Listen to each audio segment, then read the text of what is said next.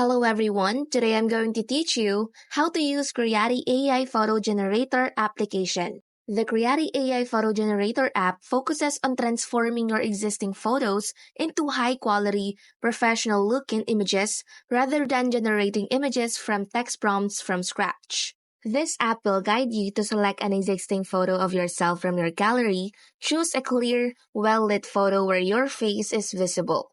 Choose any photo that you want to modify. You could even use the app's features and tools to enhance facial features, smooth skin, adjust lighting, or replace the background.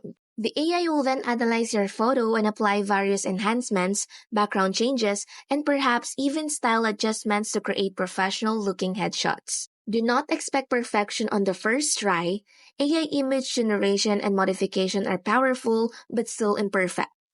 You might sometimes get results with disproportionate features, like a head that seems too big or small, or other subtle oddities. This is a common characteristic of AI. Once you're happy with an image, look for a download, save, or export button to save it to your device's gallery.